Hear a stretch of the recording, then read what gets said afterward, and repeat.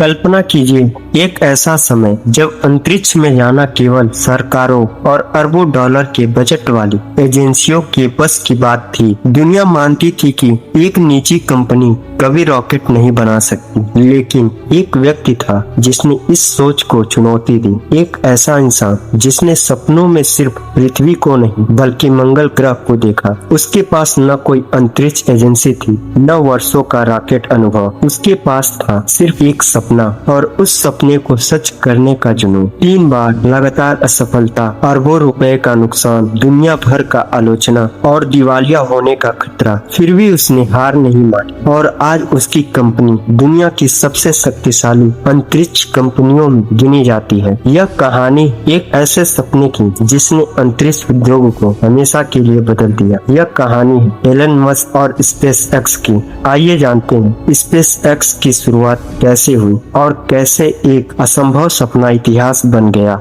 अध्याय 1, एक सपना जो दुनिया बदलने वाला था। साल 2001। दुनिया में अधिकांश लोग इंटरनेट और नई तकनीकों के बारे में सोच रहे थे, लेकिन एक व्यक्ति ऐसा था जो पृथ्वी से आगे सोच रहा था। उसका नाम था एलन मस्क। एलन मस्क बचपन से ही अंतरिक्ष के प्रति आकर्षित थे। जब दूसरे बच्चे खिलौनों से खेलते थे, तब वे विज्ञान की किताबें पढ़ते थे। उन्हें लगता था कि इंसानों का भविष्य केवल पृथ्वी तक सीमित नहीं होना चाहिए। उनका सपना था कि एक दिन इंसान मंगल ग्रह पर बसेगा, लेकिन समस्या यह थी कि अंतरिक्ष में जाने की लागत बहुत ज्यादा थी। रॉकेट बनाना अरबों डॉलर का काम माना जाता था और केवल सरकारें ही ऐसा कर सकती थी। उस समय अमेरिकी अंतरिक्ष एजेंसी नासा अंतरिक्ष मिशनों का नेतृत्व कर रही थी। निजी कंपनियों के लिए यह क्षेत्र लगभग बंद था, लेकिन एलन मस्क का मानना था कि यदि तकनीकों को बेहतर बनाया जाए तो अंतरिक्ष यात्रा बहुत सस्ती हो सकती है।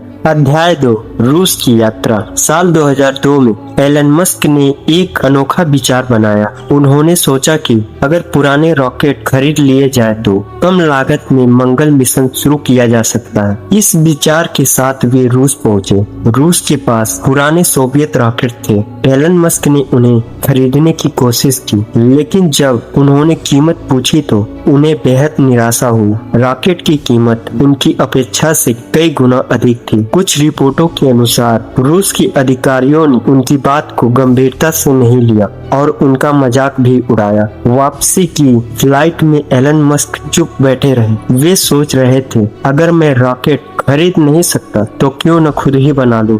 यहीं से एक ऐसी कंपनी का विचार पैदा हुआ जो आने वाले वर्षों में अंतरिक्ष उद्योग को बदल देने वाली थी। अध्याय 3, स्पेस एक्स का जन्म। मई 2002 एलन मस्क ने अपनी नई कंपनी की स्थापना की। नाम रखा गया स्पेस एक्स। पुराना नाम था स्पेस एक्सप्लोरेशन टेक्नोलॉजी कॉर्पोरेशन। उस समय बहुत से लोगों को यह विचार पागलपन लगा। कई विशेषज्ञों का कहना था एक निजी कंपनी कभी सफल रॉकेट नहीं बना सकती, लेकिन एलन मस्क ने हार नहीं मानी। उन्होंने अपनी कमाई का बड़ा हिस्सा कंपनी में लगा दिया। उस समय उन्होंने पहले ही पेपाल बेचकर काफी धन कमाया था। अब वे उस धन को अपने सपने में निवेश कर रहे थे। अध्याय 4, छोटी टीम बड़ा सपना। स्पेसएक्स की शुरुआत दिनों में कंपनी के पास न तो विशाल फैक्ट्री थी और न ही हजारों कर्मचारी। एक छोटे से ऑफिस में कुछ इंजीनियरों की टीम काम कर रही थी।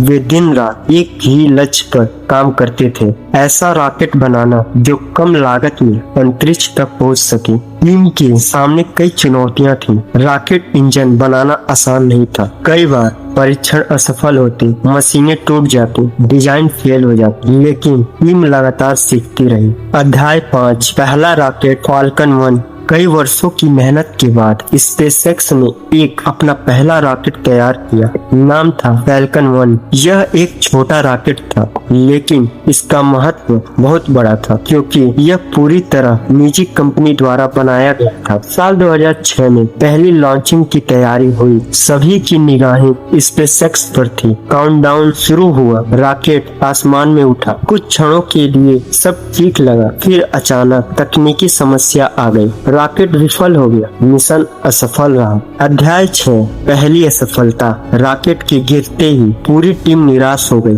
कई लोगों को लगा कि अब कंपनी बंद हो जाए। मीडिया ने सवाल उठाने शुरू कर दिए, लेकिन एलन मस्क ने कहा, असफलता यहाँ एक विकल्प है। यदि चीजें असफल नहीं हो रही तो आप कुछ नया नहीं कर रहे। टीम ने गलतियों का विश्लेषण किया, हर डेटा को ध्यान से देखा गया और फिर अगले प्रयास की तैयारी शुरू हुई। अध्याय 7, दूसरी और तीसरी असफलता। 2007 में दूसरी लॉन्चिंग हुई। इस बार उम्मीद ज्यादा थी, लेकिन फिर तकनीकी समस्या आ गई। मिशन फिर असफल हो गया। स्पेसएक्स को भारी नुकसान हुआ, टीम पर दबाव बढ़ गया। इसके बावजूद उन्होंने हार नहीं मानी। 2008 में तीसरा प्रयास किया गया। सबको लगा कि सफलता मिलेगी, लेकिन दुर्भाग्य से यह मिशन भी असफल रहा। अब स्थिति बहुत गंभीर हो चुकी थी। कंपनी के पास पैसा लगभग खत्म हो चुके थे। एलन मस्क ने अपनी अधिकांश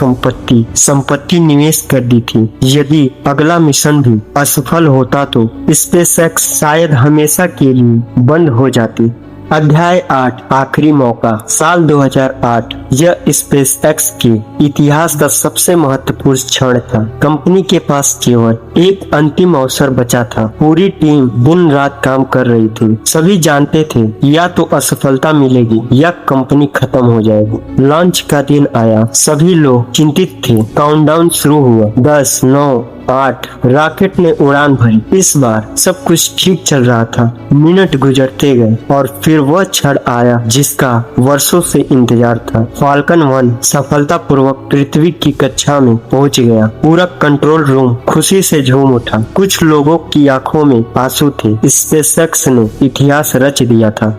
अध्याय 9, नासा का भरोसा। फाल्कन 1 की सफलता के बाद स्पेसएक्स को एक बड़ा अवसर मिला। नासा ने कंपनी पर भरोसा जताया। स्पेसएक्स को अरबों डॉलर के अनुबंध मिलने लगे। अब कंपनी के पास संसाधन भी थे और आत्मविश्वास भी। यहीं से कंपनी की असली उड़ान शुरू हुई। अध्याय 10, फाल्कन 9 का निर्माण। स्पेसएक्स ने अगला बड़ा कदम उठाया। उन्होंने एक नया और शक्तिशाली रॉकेट बनाया, फाल्कन 9। यह पहले से कहीं अधिक ताकतवर था। इसका लक्ष्य केवल उपग्रह भेजना नहीं था, बल्कि अंतरिक्ष यात्रा की लागत को कम करना था। अध्याय 11, दुनिया की सबसे बड़ी समस्या। रॉकेट लॉन्च होने के बाद आमतौर पर समुद्र में गिर जाते थे। हर मिशन के बाद नया रॉकेट बनाना पड़ता था। यह बेहद महंगा था। एलन मस्क ने कहा, अगर विमान हर उड़ान के बाद फेंक दिए जाए तो यात्रा कितनी महंगी हो। यहीं से पुनः उपयोग योग्य रॉकेट का विचार सामने आया।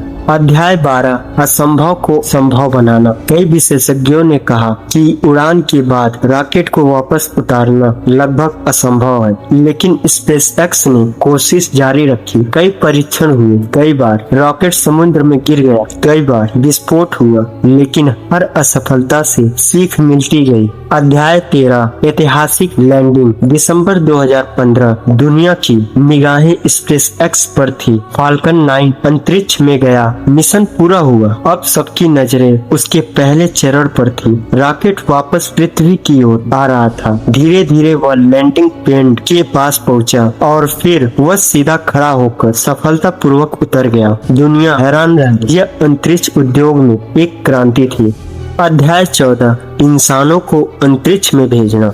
स्पेसएक्स का अगला लक्ष्य था इंसानों को अंतरिक्ष में भेजना। कंपनी ने विकसित किया क्रू ड्रैगन। 2020 में इस यान ने अंतरिक्ष यात्रियों को सफलतापूर्वक अंतरिक्ष स्टेशन तक पहुंचाया। अब स्पेसएक्स केवल रॉकेट कंपनी नहीं रही थी, वह मानव अंतरिक्ष यात्रा का नया चेहरा बन चुकी थी। अध्याय 15, मंगल ग्रह का सपना। आज भी एलन मस्क का अंतिम लक्ष्य वही है जो वर्षों पहले था, मंगल ग्रह पर मानव बस्ती बसाना। इसी उद्देश्य से स्पेसएक्स विकसित कर रही है स्टारशिप। यह अब तक का सबसे शक्तिशाली रॉकेट बनने की दिशा में बनाया गया। कंपनी का मानना कि एक दिन यही यान लाखों लोगों को मंगल ग्रह तक ले जाएगा।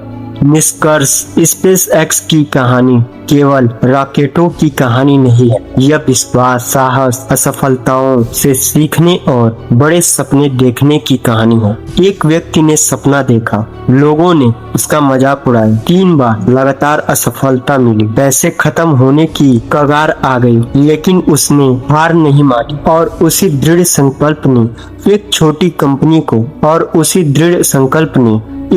कंपनी को दुनिया की सबसे प्रभावशाली अंतरिक्ष कंपनियों में बदल दिया। सीख, सफलता अक्सर उन लोगों को मिलती है जो असफलताओं के बावजूद आगे बढ़ते रहते हैं। स्पेस एक्स की शुरुआत हमें सिखाती है कि बड़ा सपना देखने से भी अधिक महत्वपूर्ण है उस सपने के लिए लगातार प्रयास करते रहना।